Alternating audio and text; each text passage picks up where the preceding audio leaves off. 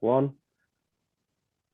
G'day, welcome to another episode of Sidekick TV. We've got another special lockdown episode, and again, I'm joined by Dave Jessep.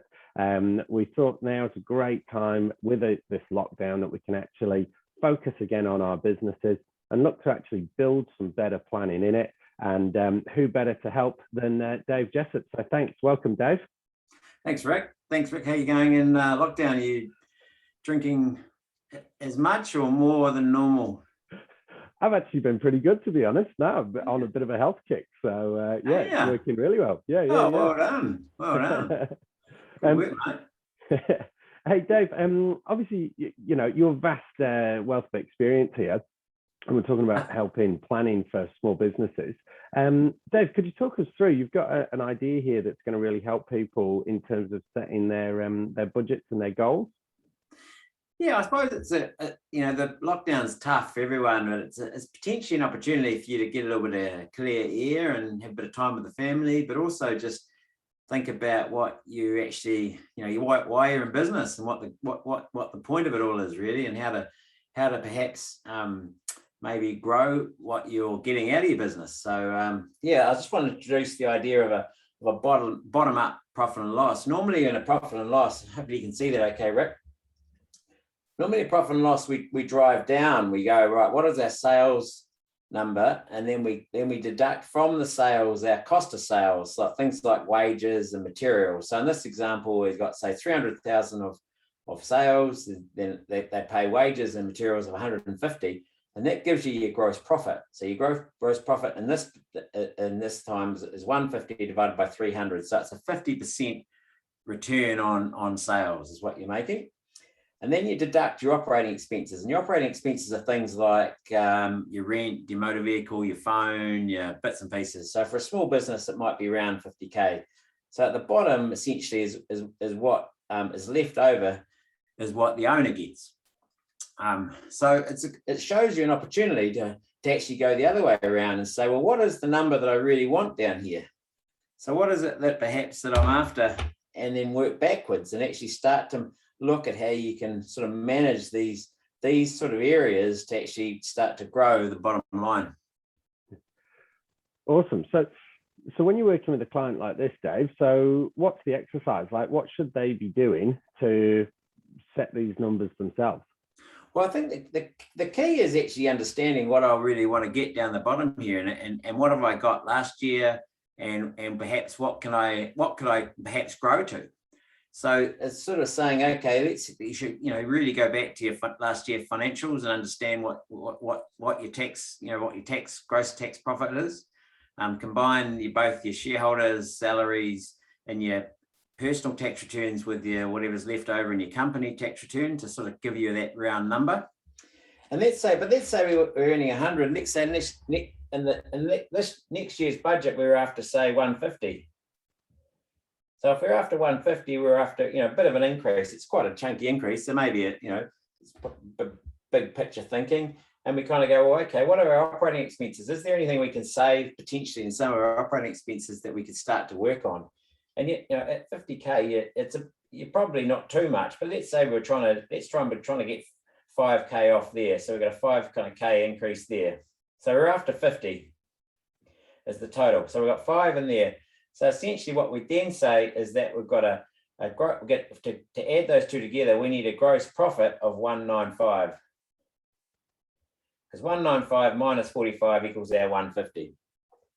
So we need to achieve a gross profit of 195 to get 150. So then to get 195, let's say under this basis we're hiring, let's say we've got 2 people and some materials. So let's just keep that the same and say, okay, we want to keep that the same at 150. So to get to get that 195, we add those two together and we end up getting what's that? 3, 4, 4, 5.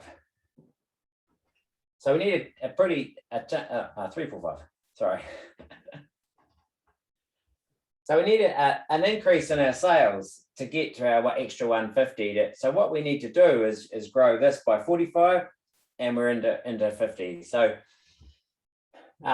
that's the kind of the way we can say, well, okay, we can now see what we need to really drive in terms of trying to grow our bottom line, as we need to start to make some efficiency gains and perhaps our operating, but really it comes down to growing that top line.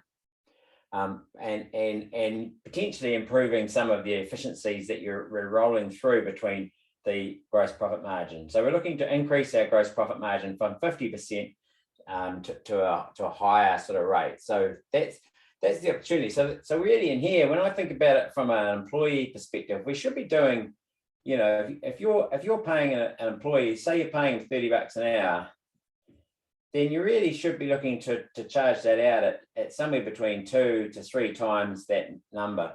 And I think at the moment it's really interesting because there's a real shortage on at the moment around supply. So it's really interesting I think pricing is a real key thing to start to look at and look at where you are in the market. It's a good time right now to do a bit of a price comparison with your competitors. Yeah. And you're dead right. I mean, there's shortage of everything at the minute, isn't there? There's supply chain issues, there's people shortages.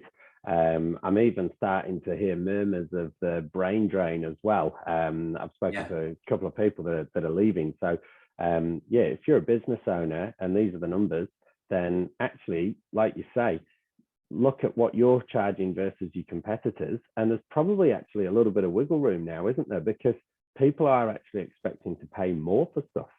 Yeah. And the other thing is that you're going to face some pressure around what you're paying your staff as well. You know, that's the other side of it. There's a shortage in staff. So maybe we look to say, okay, maybe we add maybe we don't just essentially say we're going to just flatline our wages and materials. We're going to actually increase our wages and materials, say to 175. And then we want to increase that. So that if we're going to take 25 off that, we need to actually make that 65 to get back to where we are to get our 150. So we need to make that 365, 370 actually, isn't it? So ultimately what we're trying to do is to try to work out how we want to sort of who gets what in the pie. And so to try to achieve those numbers, really it comes back to some of our KPIs, I think, is where and I think I talked about this last time, Rick. What I'm really interested in is looking at how do we start driving some of these top numbers? You know, where are we looking to actually, where if we're going to start growing this you know upwards, you know, we're looking for an increase in our top line. How do we start driving through some of this efficiency gains? So what are the key KPIs that really drive our top line? So one of the things I've looked at, like, for example, and this is really dependent on your business, is actually understanding what is really driving you hitting an annual sales number of an increase, say, from 300 to 370. And number one might be to say, well, what do I need to bill each day? You know, what do I need to bill each day to actually get there? So what is my daily billing? And when you think, well, okay, daily billing, what drives daily billing? Daily billing would be driven by my hourly rate I'm getting charging. So I really want to think about, can I increase my hourly rate, you know, given the market? And the other thing that drives it is number of hours actually performed. So what percentage of my chargeable time are my employees actually putting on the clock versus the total available time? So if I'm a 40-hour week, am I charging 30 hours a week? Am I charging 20 hours a week? And so a lot of businesses kind of potentially, they kind of know it in their head, but are they actually recording it and actually reviewing that? Because that's a key driver. If you can increase that by 10%, increase that by, say, 10%, then we're going to get there. So it's all little things that add up, and it's understanding those little KPIs that will really drive and yield a big number return at the end of the day. Yeah. Awesome. And that stuff's actually really easy to capture, isn't it? You know, I mean, there's countless amounts of softwares out there that you can just run this through. Well, I think that comes back to our data, doesn't it? We talked about in our first meeting is, you know, there's so much, as you say, sorry to interrupt you there, there's so much, you know, technology now, it's really cheap. It's really easy to use, and it give you, all the reports at the drop of a hat. So you've got to start investigating and understanding some of this efficiency gains. Yeah, perfect. So to summarize that, a client or anyone watching this video now, first of all, they've actually got to set what their real goal is. What do they want to achieve? Then they've got to work out to get that. Okay, throw the numbers in here, but you're going to need to make a couple of brief changes in your business. And then it's, well, what are the factors going to be for that? And it's probably only 2 or 3 factors, isn't it, for most businesses that actually really get them there. And just make sure you're tracking it. So it's not much it's not much homework for someone to dive in to do here, is it? It's not really. It's basic, simple stuff. It's actually getting back to understanding what my perfect world looks like. How do I really drive these top 9 numbers? What do I need to do on a weekly basis? What do I need to do on a daily basis? And just, keep working, keep doing it every day. It's simple stuff, and it'll drive results at the end of the day. Awesome. Hey, that's great, Dave. We'll end it there. Thanks so much. Catch up with you soon. Bloody good. Cheers, mate.